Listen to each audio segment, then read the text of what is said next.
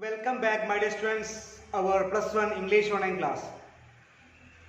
Today we are going to discuss depth level, its textual questions and activities. Okay, let us start. Why does the poet think that the glories of our blood and sweat are shadows? Here the poet says that. Okay, what? He thinks that the glories of our blood and sweat are shadows. Why he says so? Answer.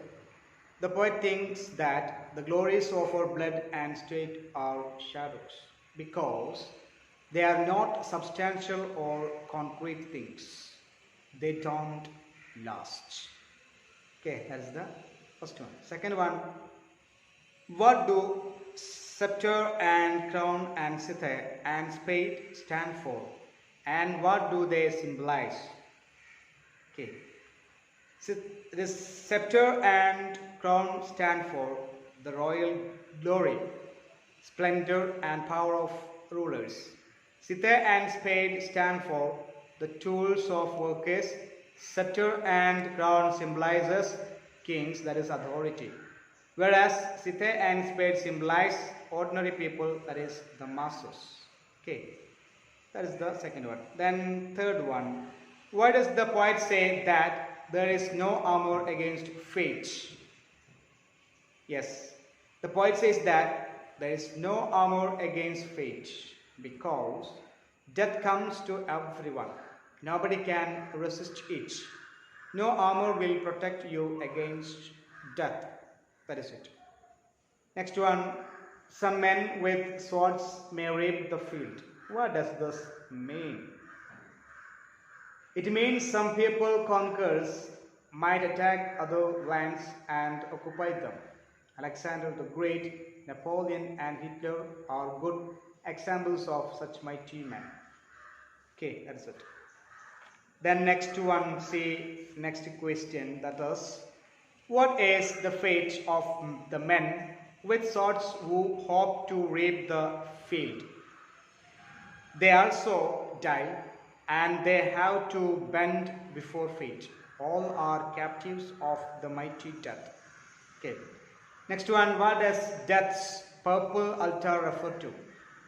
It refers to the inevitable death. It also refers to the battle's grounds where blood flows and the ground are made purple with the color of blood. Thus it means bloodshed. Next, what does the phrase victor victim mean? It means the conqueror and the conquered, the triumph and the defeated, the master and the slave. That is victim and victor. What can survive death? What are the things that blossom in the dust? Why? The actions of the just, the good deeds of the righteous people can survive death. The good actions blossom in the dust because people will remember them and the aroma of the good actions will continue to waft in the air. Yes. Why death is called the leveler? Okay. Death is called the leveler because death shows no distinction and he carries off everybody like high and low, rich and poor, strong and weak, reducing them all to dust. He is an equalizer in Woe's eyes. Everybody is equal. He levels everybody to one size. Okay, that is it. So these are the main questions that is in activity 1. Then next one, activity 2, read and reflect. Okay, read and reflect. See, elaborate the ideas in the following lines. First one, only the actions of the just smell sweet and blossom in the dust. Okay, these are the lines from the poem Death the Leveler. So we have to elaborate the ideas. See, all the people have to die. Kings and clowns, scholars and illiterates, rich and poor, high and low, all will die and become dust. But the actions of the good people will be remembered as they continue to waft their aroma even from the dust. Second one, the glories of our blood and street are shadows, not substantial things. There is no armor against fate. This also we have to elaborate its ideas. Okay, you can see the glory of our birth and our condition are simply like shadows, not substantial, not concrete, not things that will last for long. There is no way we can escape from death, whether we are born high or low. Whether we are powerful or not, death will come to us, and no shield of any kind will protect us from the death. Okay, that is. Next one, the following words. See, the following words are taken from the poem. Parse them with the help of dictionary. I think that is you can do yourself. There's some words are there. Okay, you have to categorize it. Okay. So first one, armor is already given, that is noun. Then but is conjunction. Then murmuring is adjective. Boast is verb. Were adverb.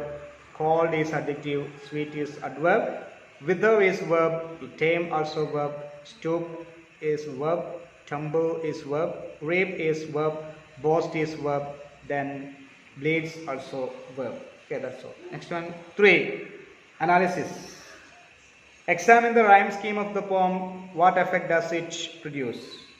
See, the rhyme scheme of the poem is A, B, A, B, C, C, D, D, K, and all. To give the poem highly musical quality. Okay, musical quality. Then also couplet. Also third. A couplet, what is that? It contains 2 lines of poetry that rhyme with each other and are the same length. Okay, example, scepter and crown must tumble. Then another one, can you identify the more couplets from the poem? That also given. Early or late, they stoop to fate. Murmuring breathe, creep to death. Actions of the just blossom on their dust. Resist. Then figures of speech. Study the notes. Okay, you can see that is given. Okay, figures of speech. See, first one, personification. Okay, personification, what is that? It is a figure of speech in which human qualities are attributed to the inanimate objects. Example, O wild west wind. Okay, as an example for personification, we can find out the example from the poem. Okay, look to fates, early or late, actions of the just blossom on the dust. Okay, these are actions for, okay, that is personification. Then metaphor, we know that metaphor is what which has become closely associated because of a recurrent relation in common experience. Example, the crown stands for king. That is, it is an implied comparison. Okay, this is an implied comparison. Okay, metaphor is word expression used to describe somebody or something in a way that is different from its normal use or one identified with the other. That is, we can simplify that it is an implied comparison. Okay, example for that already given in our text, that is, oh my love is a red rose, that is metaphor. Then okay, that is, oh my love is like a red rose, that was simile. Okay, example, actions of the just smell and sweet, glories are shadows. This is example for, yes, metaphor. Then metonymy. Example for metonymy, we know that what is it? When one thing is mentioned instead of another, with which it has become closely associated because of recurrent relation in common experience. Okay, example for metonymy, that is, the crown stands for king, also given. Then another one, Hollywood, for the film industry. So like this, we have to find out another example for metonymy. See example, scepter and crown means king. Then scythe and spade, that is means for, that stands for ordinary people. Then oxymoron. Last one, oxymoron. 2 terms which in ordinary usage are contraries are used together. Okay, victim, victor. Okay, victor, victim bleeds. That is example for that. Another one, praising, pains, loving, hates. Okay, and all. Okay. So here victor, victim. That is normally it is only the victims that bled. Victor. But here says that victor, victim bleeds. Okay, actually we know that here normally it is only the victims that bleed. Okay. So we find out some more example from the textbook. The next one, appreciation. Activity 4. Okay, activity 4, appreciation. Men are mortal. Triumph and failures are a part and parcel of life. However, we have to think of the consequences of our action. Before we do something, the effect of our mistaken deeds cannot often be rectified. Okay, so this is what that is from our textbook. Then think and add your views. Come on, you can add some views in it. See, like this. Life is a mixture of pleasure and pain. There are ups and downs in everybody's life. We should not be overjoyed in our success. In the same way, we must feel too dejected in our failures. We have opportunities to do good and bad. If we do good things, posterity will remember us as good people. But if we do bad things, people will curse us even after our death. So our aim should be to live exemplary lives and help others to live their lives in a good way. That is the things. We can add some more points like this. Okay, now attempt an appreciation of the poem. What should be included in it? So we have to include, when we prepare the appreciation, we have to include the main points. They are introduction, brief summary, poetic devices, message, your opinion. Introduction means about the writer and the theme. Then brief summary, the older content or idea of the poem. Then poetic devices, which are the poetic devices are used by the poet. Then message, what is the message of the poem? Then your opinion or view. Okay, as the main things that is you have to include in it. So moral is there. The poem Death the Leveler by James Shirley is a fine poem that teaches a good lesson. It says that our earthly glories are mere shadows. There is no shield against fate. Death comes to all. Even the mightiest will be leveled with the poorest by death, who is a leveler.